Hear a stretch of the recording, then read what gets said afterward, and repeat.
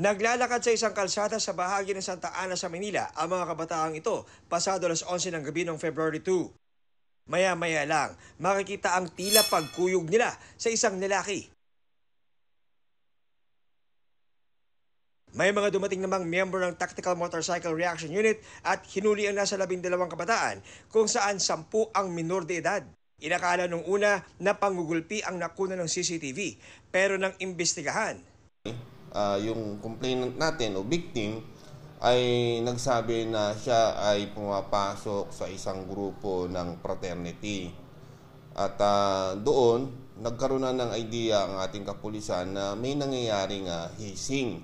Natuklasan ng MPD na para maging miyembro sa kanilang gang, kailangang magpabugbog ang sasali sa mga miyembro nito sa loob ng 30 segundo. Nalaman natin na yung inisasyon na tinatawag nila ay jump in. At yung sinasabi nating pagdadaanan ng ating biktima, ito yung tinatawag na 30 seconds massacre, na kung saan ay kanilang sasaktan, susuntukin, tatadyakan yung pumapasok sa kanilang grupo. Free for all yung nangyari sa kanya. So nakita natin mostly sa katawan niya yung mga pasak. Di naman itinanggi ng isa sa mga suspect ang kanilang ginawa. Doon na po nagsisimula yung bugbugan po. Pwede ba siyang gumante? Tatakpan lang po niya yung katawan po niya. Sasalag lang po. Para po di po siya tama masyado. Para lang po mapakita na karapat dapat po sila. Parang ano po sir, na talagang nakapasok po sa amin.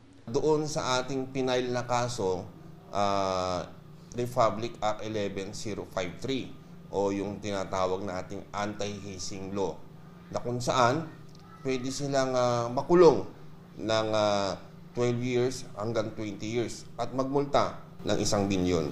Paalala ng MPD sa mga kabataan at magulang. Mataas ang penalty nito, marami ng buhay ang nasira dito. Hindi lamang yung biktima nila, pati yung mga involved dito. Napakahalaga nito sa ating mga magulang na bantayan nyo yung inyong mga anak. Tignan nyo yung mga activities nila at paalalahanan tungkol sa mga bagay na to.